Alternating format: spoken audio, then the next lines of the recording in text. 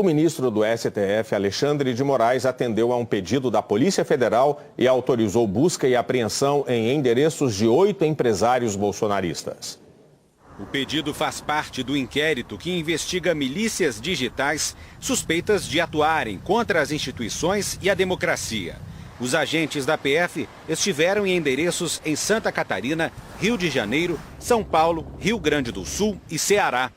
Os alvos são os empresários Afrânio Barreira Filho, do restaurante Coco Bambu, Ivan Vrobel, da W3 Engenharia, José Isaac Pérez, do grupo Multiplan, José Cury, dono do shopping Barra World, Luciano Hang, da rede Avan, Luiz André Tissot, da indústria Sierra, Marco Aurélio Raimundo, da rede Mormai e Meyer Joseph Nigri, da Tecnisa. Os empresários fazem parte de um grupo de mensagens chamado Empresários e Política. Na semana passada, o site Metrópolis divulgou conversas do grupo. Segundo a reportagem, os empresários defendiam medidas inconstitucionais, como uma ruptura democrática e um golpe de Estado, caso o ex-presidente Lula vença as eleições de outubro. Os policiais apreenderam celulares para investigar se os empresários discutiram, organizaram ou financiaram atos antidemocráticos. A pedido da Polícia Federal, o ministro Alexandre de Moraes determinou a quebra dos sigilos bancários e das mensagens, além do bloqueio das contas bancárias e dos perfis dos empresários em redes sociais. Ao jornal Estado de São Paulo, o líder do governo na Câmara, deputado Ricardo Barros, do Progressistas, criticou a operação, classificando de ativismo político do judiciário. Ele afirmou ainda que tem que haver bom senso. Numa rede social, o senador Humberto Costa, do PT, defendeu a ação da PF. Ele disse que a Polícia Federal cumpre nesta manhã mandados de busca e apreensão contra empresários bolsonaristas que defenderam um golpe contra a democracia em caso de vitória de Lula. O Procurador-Geral da República, Augusto Aras, divulgou nota hoje dizendo que a PGR não foi intimada da decisão. Aras disse que tomou conhecimento nesta terça da existência da petição em tramitação no Supremo Tribunal Federal, que os autos ainda não foram remetidos à PGR. Segundo Aras, não houve intimação pessoal da ordem, apenas entrega em procedimento não usual de cópia da decisão. No final da tarde, o gabinete do ministro Alexandre de Moraes também divulgou nota. Afirmou que ontem a PGR foi intimada pessoalmente no gabinete do STF e que, posteriormente, ainda ontem, a decisão foi recebida pelo gabinete da vice-procuradora-geral da República. Disse ainda que esse procedimento é rotineiro, a pedido da própria PGR. Afrânio Barreira Filho diz que está absolutamente tranquilo, pois a única manifestação dele sobre o assunto foi uma sinalização de leitura da mensagem sem endossar ou concordar com seu teor. Afrânio disse que nunca defendeu, verbalizou, pensou ou escreveu a favor de qualquer movimento antidemocrático ou de golpe e que é a favor da liberdade, da democracia e de um processo eleitoral justo. O advogado de Ivan Vrobel afirma que o empresário tem um histórico de vida ligado à liberdade, que em 1968 o empresário foi convidado a se retirar do Instituto Militar de Engenharia por ser contrário ao AI-5, o ato mais repressivo da ditadura, e que vai colaborar para demonstrar que as acusações contra ele não condizem com a realidade dos fatos. Segundo a assessoria de Luciano Hang, o empresário não falou de golpe. Hang afirma estar ao lado da verdade, que prega a democracia e a liberdade de pensamento e expressão para que se tenha um país mais justo e livre para todos. A defesa de Meyer Nigri afirmou que o empresário concordou em colaborar com as investigações, mesmo sem ter tido acesso aos autos do inquérito, como era seu direito. Que ele respondeu a todas as perguntas e rechaçou qualquer envolvimento com associação criminosa ou práticas que visam a abdicação do Estado democrático ou preconizam golpe de Estado. E que o empresário reafirmou sua firme crença na democracia. A defesa do empresário Marco Aurélio Raimundo afirmou que ele desconhece o teor do inquérito e que está à disposição das autoridades para esclarecimentos. Luiz André Tissot e José Isaac Pérez não quiseram se manifestar. Nós procuramos a assessoria de José Cury, mas não tivemos resposta. Numa entrevista ao jornalista Roberto Dávila, da Globo News, o ministro do STF, Luiz Fux, fez hoje um balanço dos 2 anos como presidente da Corte. Acho que nesse período houve uma má compreensão sobre as competências constitucionais do Supremo Tribunal Federal. E essa má compreensão do Supremo Tribunal Federal e suas competências levou a um desagrado, às vezes até um nível de insatisfação um pouco alarmante. Só que nós guardamos a Constituição. A nossa função é seguir a nossa independência, a nossa fidelidade à Constituição, são atributos, inclusive, fundamentais para a democracia. Então, nós não poderíamos deixar que os valores morais consagrados à Constituição e às razões públicas fossem superadas por uma paixão passageira momentânea. A íntegra da entrevista do presidente do STF, Luiz Fux, a Roberto Dávila, vai ao ar daqui a pouco na Globo News, às 9h30 da noite, pelo horário de Brasília. Um estudo em rios de Roraima encontrou uma concentração de mercúrio em peixes muito acima do limite tolerável. Os pesquisadores percorreram os principais rios de Roraima e recolheram amostras de 20 espécies de peixes muito consumidas na região, como filhote, dourada, tucunaré e matrinchã. O estudo, feito pela Fundação Oswaldo Cruz e os Institutos Socioambiental e Evandro Chagas e a Universidade Federal de Roraima, concluiu que quase metade dos peixes tinha concentrações de mercúrio acima do limite seguro para o consumo humano. Segundo os pesquisadores, a contaminação é consequência da ação dos garimpeiros ilegais, que usam o mercúrio na extração do ouro, principalmente na terra indígena Yanomami. O principal objetivo do estudo foi investigar os riscos da contaminação por mercúrio à saúde humana. E os pesquisadores concluíram que o consumo desses peixes pode provocar doenças graves. Esse pesquisador que participou do estudo diz que é preciso interromper o garimpo ilegal e acompanhar daqui para frente a saúde da população. O mercúrio ele tem alguns órgãos que nós chamamos de alvo, né? Principalmente o sistema nervoso central, o sistema cardiovascular, o sistema endócrino, né? Os rins. Então, à medida que o mercúrio vai se acumulando nesses órgãos dos sistemas e vai provocando lesões, vão sendo produzidos sinais e sintomas relativos aos órgãos afetados. A seguir, o dia de campanha dos candidatos à presidência. A demora das medidas protetivas para mulheres vítimas de violência. A CBF vai sediar amanhã a primeira edição do Seminário de Combate ao Racismo e à Violência no Futebol. Entre hoje e domingo, no Brasileirão das séries A e B e na Copa do Brasil, um símbolo estará estampado nas camisas dos clubes. A ação antirracista acontece em uma semana em que autoridades políticas, dirigentes e personalidades do esporte e da cultura vão debater o ódio e a violência no futebol. Nós queremos combater o racismo de uma forma veemente, a violência também no futebol. Essa iniciativa nossa envolve o mundo. A FIFA vai estar presente, a Conmebol vai estar presente, as federações vão estar presentes. Há 8 anos, o Observatório da Discriminação Racial no Futebol vem catalogando casos de racismo, xenofobia, homofobia e machismo no esporte. Pela primeira vez, a Confederação Brasileira de Futebol está dando apoio logístico e financeiro a esse trabalho. Amanhã serão apresentados os dados do relatório mais recente, referente a 2021. Depois de um 2020 com o pico da pandemia, menos público nos estádios e futebol paralisado por alguns meses, os números voltaram a subir, confirmando uma curva ascendente na série histórica. Foram mais de 100 casos de discriminação no nosso futebol no ano passado, segundo o levantamento. Nós temos 2 fatores que levaram a essa subida da tabela. Primeiro é uma maior conscientização de torcedores, de jogadores, da mídia, que está cobrindo mais as denúncias dos jogadores. Mas, de outro lado, nós temos um aumento do discurso de ódio no Brasil e no mundo. O levantamento deste ano já tem farta documentação, registros feitos em estádios no Brasil e no exterior. Além de apoiar a pesquisa, a CBF promete defender mais rigor nas penas, perda de pontos, portões fechados, medidas de maior impacto nessa luta que é de todos. O Conselho Nacional de Justiça divulgou hoje um levantamento sobre a aplicação das medidas para evitar a violência contra mulheres e meninas.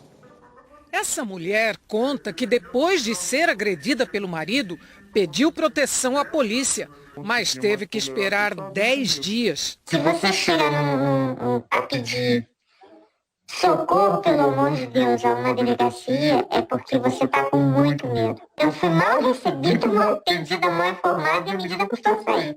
De janeiro de 2020 a maio de 2022, foram quase 600 mil pedidos de medidas protetivas para meninas e mulheres em situação de violência doméstica.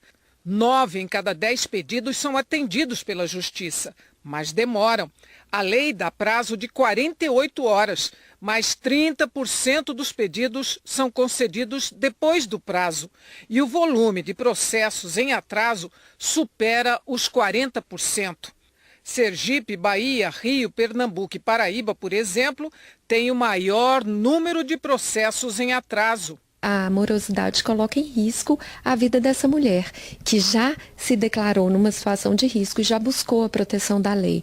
Por isso que é tão importante, a partir dos dados, da análise rigorosa dos dados, conceber respostas mais eficazes para que a mulher possa ter acesso à proteção que a lei lhe confere em tempo hábil para proteger a sua própria vida. A Lei Maria da Penha, que instituiu as medidas protetivas, tem 16 anos. Mas além da morosidade da Justiça, o levantamento apontou subregistros e falta de dados oficiais. Questões estruturais que o CNJ reconhece que precisam ser enfrentadas. Maior especialização de varas e maior interiorização das varas, como a necessidade também de se dotar o poder público, seja na polícia, seja no Ministério Público, seja na Defensoria e no Poder Judiciário, de elementos que consigam fazer com que eles sejam ambientes de acolhimento para as mulheres. E agora o dia de campanha dos candidatos à presidência da República. O candidato do PT, Luiz Inácio Lula da Silva, participou agora há pouco de um evento em São Paulo. Lula se reuniu com empresários da construção civil e do mercado imobiliário num hotel na capital paulista. Ao lado do candidato a vice na chapa, Geraldo Alckmin, do PSB, Lula recebeu um documento de representantes do setor dirigido a todos os candidatos a presidente. O documento traz propostas da área da construção civil. Lula prometeu, se eleito, retomar obras do Programa de Aceleração do Crescimento, o PAC, que estão paradas. O candidato do PT também fez promessas para gerar empregos e na área da habitação. Disse que vai investir no programa de acesso à moradia voltado à população de baixa renda. O que eu quero fazer e dizer para vocês é que o Minha Casa Minha Vida vai voltar a ser um programa de governo e a gente sabe da necessidade da gente adequar a taxa de juros à possibilidade de sobrevivência de quem quer fazer investimento. E a mesma coisa, a capacidade de financiamento do Estado. A candidata do MDB, Simone Tebet, cumpriu a agenda de campanha em Santa Catarina. O primeiro compromisso do dia de Simone Tebet foi em Joinville. Ela visitou a escola do Teatro Bolshoi. Alunos fizeram uma rápida apresentação para ela. A candidata disse que, se eleita, vai dar prioridade para a formação de crianças e adolescentes através da educação e da cultura. Ela prometeu recriar o Ministério da Cultura e fortalecer a Lei Rouanet. Depois, Simone Tebet veio para Itajaí, no litoral norte do estado. Aqui a candidata falou em ampliar as parcerias com a iniciativa privada para a realização de obras de infraestrutura no país. Investir muito fortemente em logística no Brasil, em parceria público-privada. É preciso rasgar esse Brasil, duplicando as nossas rodovias e rasgando o Brasil em ferrovias Brasil afora. E, por outro lado, ajudando a reindustrializar o Brasil. O grande problema hoje do Brasil é a falta de produtividade. Os nossos produtos não competem com o mundo. A candidata do MDB, Simone Tebet, também defendeu a aprovação de uma reforma tributária para simplificar o pagamento de impostos e, assim, segundo ela, reduzir o custo de produção no país. O presidente Jair Bolsonaro, candidato à reeleição pelo PL, começou o dia em São Paulo. Na capital paulista, o presidente Jair Bolsonaro participou da abertura do Congresso Aço Brasil, que reuniu representantes da indústria siderúrgica. Bolsonaro discursou por cerca de meia hora. Disse que o Brasil tem potencial para se destacar na geração de energia verde e defendeu que o país exporte cada vez mais produtos industrializados, com maior valor agregado. O Brasil é um país fantástico. O que falta alguma coisa para nós aqui? É agregarmos mais valor do que produzimos, né? Usando um exemplo grosseiro. A cada navio de minério de ferro, que a gente manda para fora, que é o de vocês, volta uma canoa de laptops. Nós devemos buscar maneiras né, de trabalhar nisso. De volta a Brasília, o presidente Jair Bolsonaro recebeu com honras de chefe de Estado aqui no Palácio do Planalto o coração de Dom Pedro I. A relíquia foi trazida ao Brasil para as celebrações dos 200 anos da independência. A seguir, as novas imagens de Júpiter feitas pelo supertelescópio James Webb. O governo da Ucrânia decretou o toque de recolher em Kiev, na véspera dos 6 meses da invasão russa. Amanhã pode ser um dia especialmente sensível a ataques. Há 31 anos, a Ucrânia deixou de ser uma das repúblicas soviéticas. A declaração de independência foi apoiada pela grande maioria da população ucraniana e reconhecida por mais de 130 países, entre eles o Brasil e a própria Rússia. O presidente ucraniano Volodymyr Zelensky teme um ataque planejado e alertou o governo de Vladimir Putin de que a resposta seria poderosa. Em uma reunião organizada por Zelensky, hoje via internet, líderes de potências ocidentais afirmaram que a comunidade internacional nunca vai aceitar a anexação da Crimeia pela Rússia, ocorrida em 2014. A guerra deve acabar com a retirada russa de todo o território ucraniano, concluíram os líderes. Retomaremos a Crimeia, ela é nosso território, afirmou Zelensky.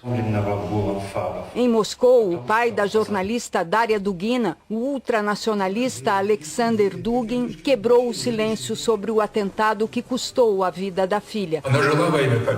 Apoiador de Vladimir Putin, ele declarou que só a vitória russa poderá justificar a morte da filha. Rússia e Ucrânia trocam acusações sobre a autoria do ataque. Os ânimos no território russo estão baixos e as tropas de Putin não estão conseguindo avançar. Enquanto isso, o Ocidente prepara mais um carregamento de armas para Kiev. A Agência Espacial Americana divulgou novas imagens de Júpiter, captadas pelo supertelescópio James Webb.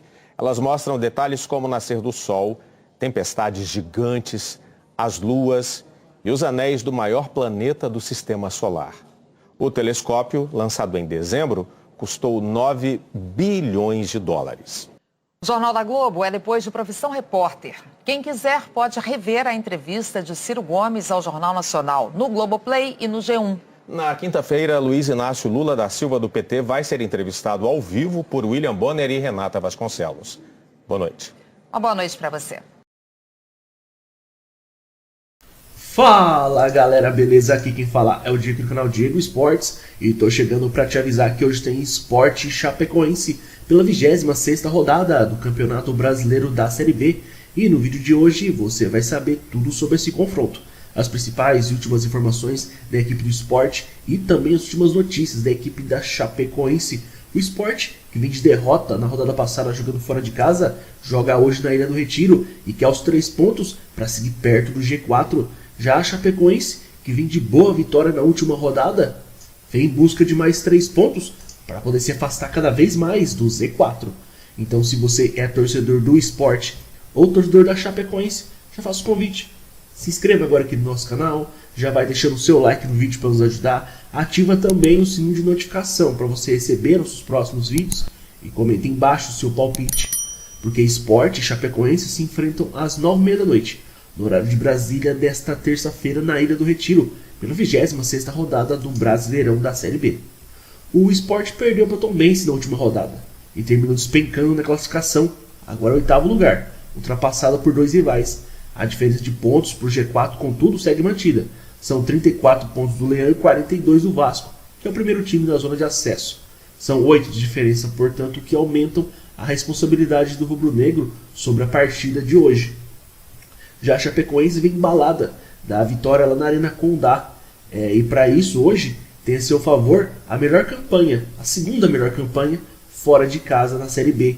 O Verdão do Oeste precisa pontuar na Ilha do Retiro para se afastar ainda mais da zona de rebaixamento.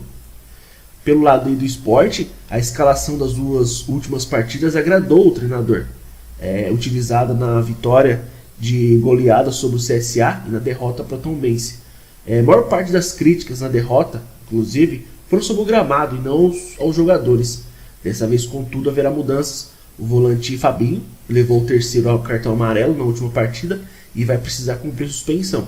Os nomes cotados para substituí-lo são William Oliveira, de características mais semelhantes, Thiago Lopes e Blas Cáceres. Além do meio de campo, a dúvida sobre o goleiro titular. Saulo assumiu o posto no lugar de Carlos Eduardo, agora por 2 jogos seguidos. E o recém-contratado Denis está à disposição para poder atuar. Provável escalação então hoje do Sport deve ter o Saulo, Sabino, Fábio Alemão, Sander e Everton, William, Pedro Nares e Giovani, Luciano Juba, Kaique e Wagner Love. Já pelo lado da Chape, Marcelo Cabo terá um importante retorno do zagueiro capitão Léo. Ele foi poupado da última partida por dores na panturrilha. O único desfalque no elenco será Perrotti, que ainda se recupera de uma lesão. Provável escalação então da Chapecoense deve ter o Saulo, Vitor Ramos, Léo, Fernando, Mailton, Marcelo Freitas, Darlan, Matheus Bianchi, Felipe Ferreira, Alisson e William Pop.